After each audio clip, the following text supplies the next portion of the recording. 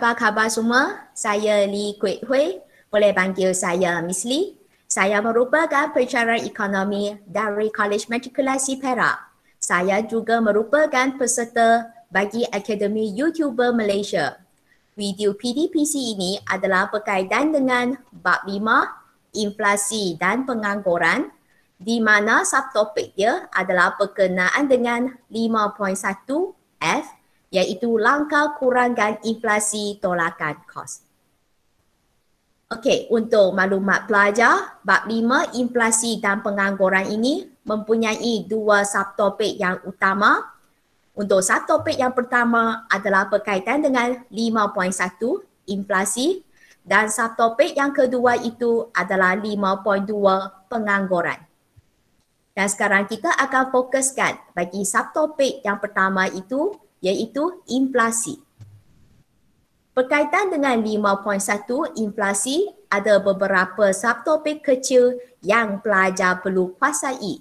Antaranya adalah tarifan, indeks harga pengguna IHP, kadar inflasi dan indeks nilai wang, kesan inflasi, diikuti dengan jenis inflasi melalui pendekatan ADAS, dan yang terakhir itu adalah langkah kurangkan inflasi tolakan kos. Dan untuk maklumat pelajar, subtopik kecil yang kita akan fokuskan adalah langkah kurangkan inflasi tolakan kos. Inflasi tolakan kos. Kenapa berlakunya inflasi tolakan kos? Cuba fikir semula apakah punca faktor dia.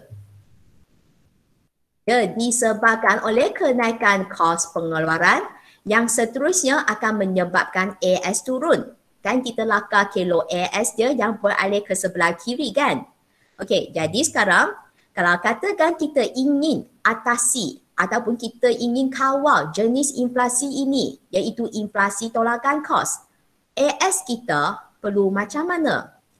Kan punca dia disebabkan AS jatuh kan? Kalau kita nak atasi, bermaksud AS kita perlu dinaikkan.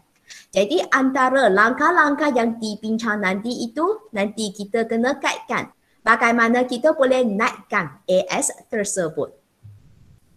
Langkah kurangkan inflasi tolakan kos. Okey, seperti apa yang Miss telah beritahu tadi, nanti kita kena pastikan bahawa AS dia adalah dinaikkan.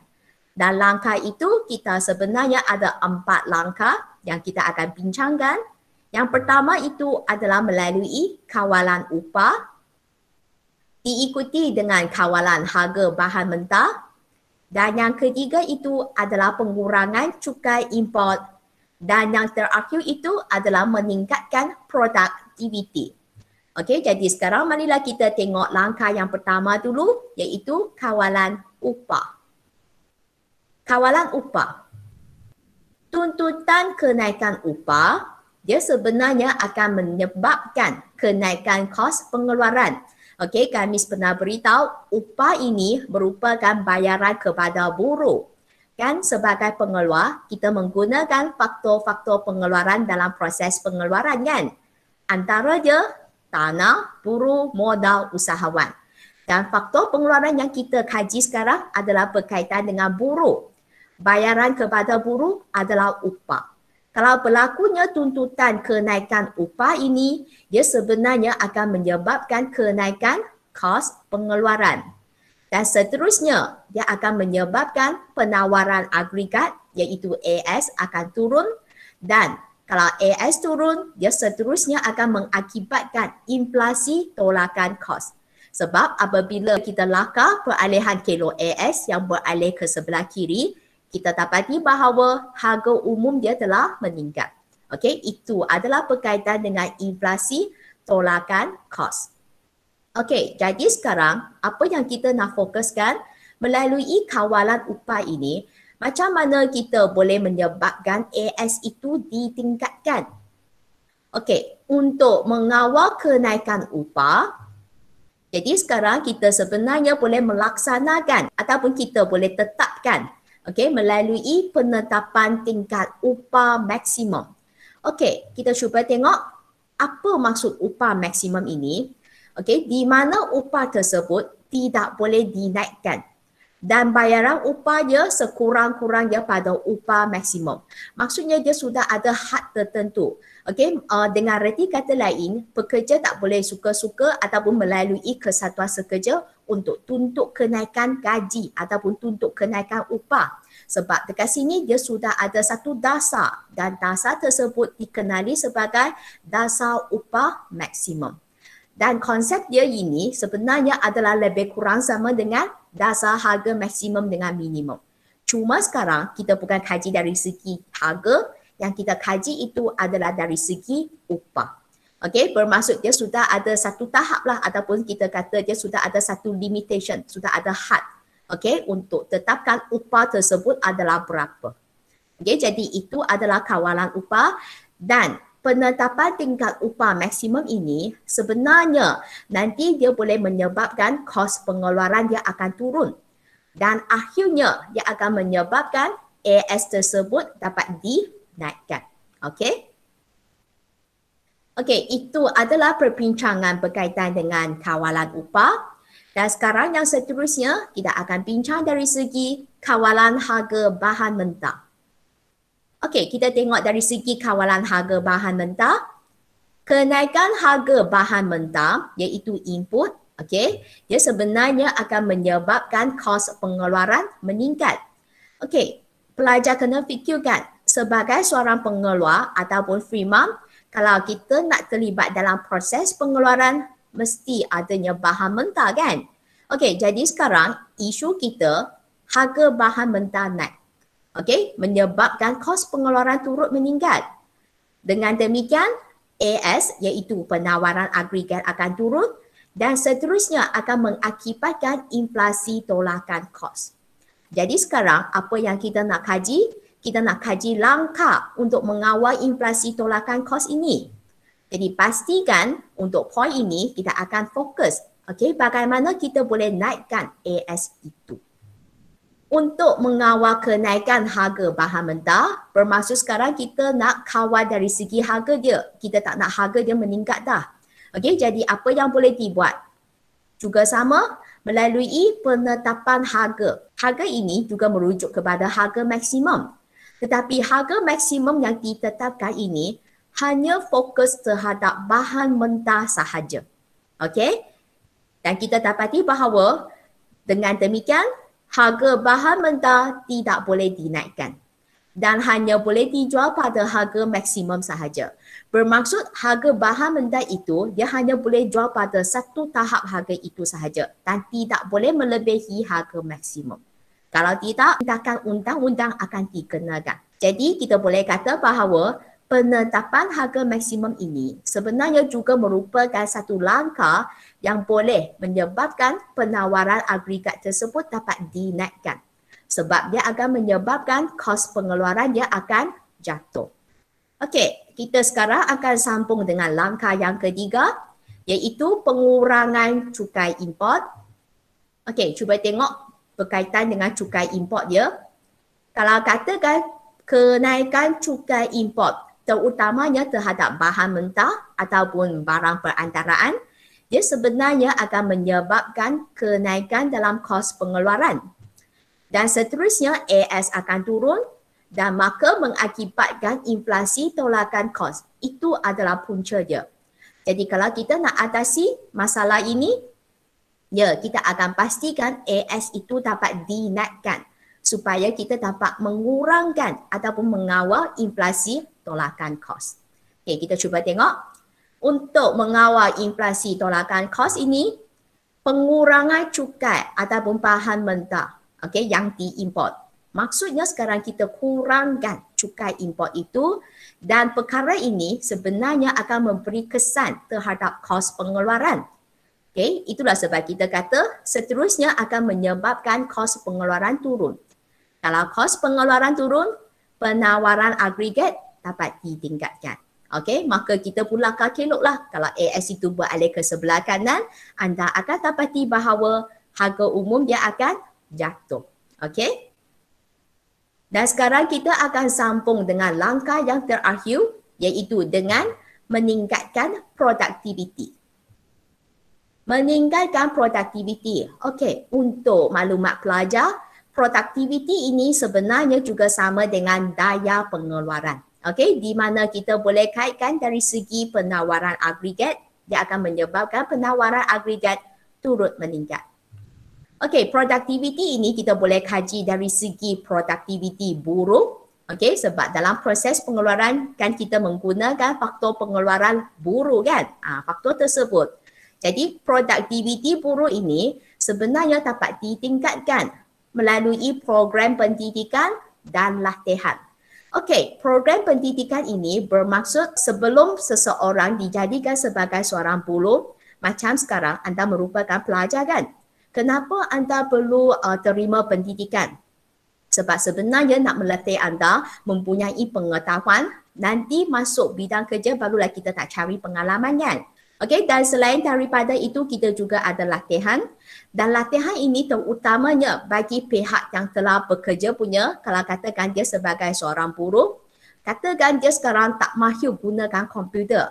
Jadi sekarang firma akan cuba sediakan pelbagai latihan supaya buruh dia akan mahir dari segi penggunaan komputer.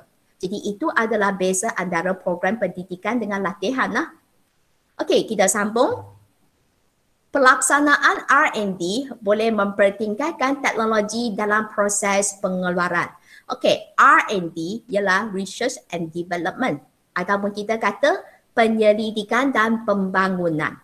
Kalau kita melaksanakan penyelidikan dan pembangunan ini, dia sebenarnya boleh mempertingkatkan teknologi. Ataupun kita boleh kata dari segi teknologi yang digunakan itu akan jadi lebih canggih. Itulah sebab kenapa kita perlukan R&D. Dan perkara ini sebenarnya dia juga akan menyebabkan produktiviti pengeluaran dapat ditingkatkan. Contoh, anda cuba bayangkan sebuah mesin. Okey, kalau kita kata mesin yang jenis lama itu mungkin sehari dia boleh proses sebanyak 100 unit output sahaja. Tapi kalau kita lakukan R&D, maksudnya kita buat inovasi lah terhadap mesin tersebut, kita buat penambahbaikan, mungkin dalam masa depan, okey, satu mesin satu hari itu dia dapat proses sebanyak 200 unit output. Bermaksud dari segi pengeluaran dia itu dia dapat ditingkatkan. Maka kita kata produktiviti dia boleh naik lah. Okey, jadi itulah sebab kenapa kita kata perlu melaksanakan R&D. Okey. Kita sambung lagi. Peningkatan produktiviti dalam proses pengeluaran boleh mengurangkan kos pengeluaran. Dan yang ini sebenarnya kita akan kaji dari segi cost per unit ataupun kita tengok dari segi cost purata. Dia kan keluarkan banyak output kan? Walaupun kita nampak guna teknologi yang canggih, kos dia tinggi. Tetapi kalau dia dapat proses output ataupun kita kata dalam kuantiti yang banyak itu, sebenarnya kos per unit ataupun kos purata dia adalah sangat rendah sahaja. Okey? Jadi itu sebenarnya kita boleh kata berlakunya peningkatan produktiviti. Okey, dan perkara ini sebenarnya dia akan menyebabkan penawaran agregat naik dan seterusnya inflasi tolakan kos dapat dikawal. Dengan reti kata lain, kalau kita nak kawal inflasi tolakan kos ini, pastikan AS kita adalah meningkat dan kilo AS kita adalah beralih ke sebelah kanan. Barulah harga umum dia boleh diturunkan. Untuk subtopik 5.1 inflasi ini, kita pun telah selesai bincang pasal bahagian F iaitu langkah kurangkan inflasi tolakan kos. Okey?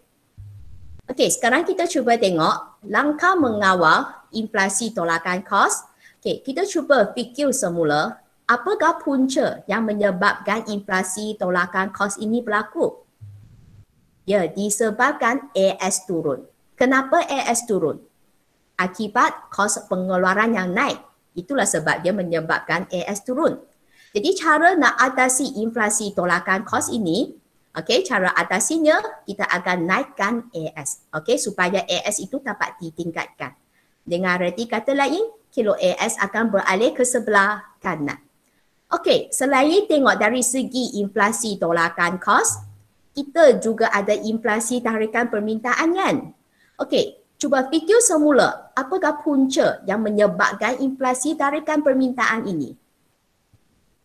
Ya, disebabkan permintaan agregat yang meningkat. AD naik. Kan menyebabkan inflasi tarikan permintaan kan. Jadi kalau kita nak atasi dia, konsep dia sama sahaja.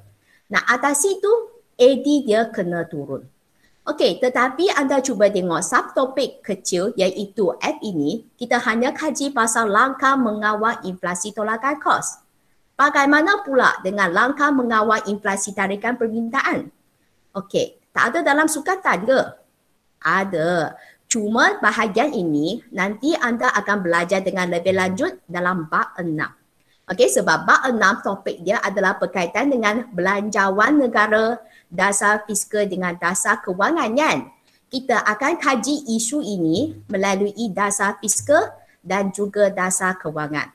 Dengan reti kata lain, bab 6 ini sebenarnya dia adalah merupakan bab yang ada kaitan berkaitan macam mana kita nak kawal ataupun kita nak atasi inflasi tarikan permintaan ini dan anda akan spesifik dari segi dasar fiskal dan juga dasar kewangan. Dengan reti kata lain, dekat bab 6, sekali lagi anda akan jumpa semula lakaran kelok bagi inflasi tarikan permintaan ini. Cuma macam mana kita nak atasi masalah ini. Dan anda akan dapati bahawa cara dia adalah dengan menurunkan AD. Bermaksud kelok AD itu akan beralih ke sebelah kiri. Okey? Jikalau anda suka penerangan MIS dan rasa penerangan MIS adalah mudah difahami, ingat, sila beri sokongan kepada MIS dengan subscribe channel saya. Like serta sharekan video PDPC ini kepada rakan-rakan anda agar dapat memanfaatkan antara satu sama lain. Jikalau terdapat sebarang pertanyaan, bolehlah tinggal soalan anda pada ruangan komen. Nanti MIS akan bacakan komen anda. Okey? Dan terima kasih atas sokongan anda. Kita jumpa lagi ya. Bye-bye.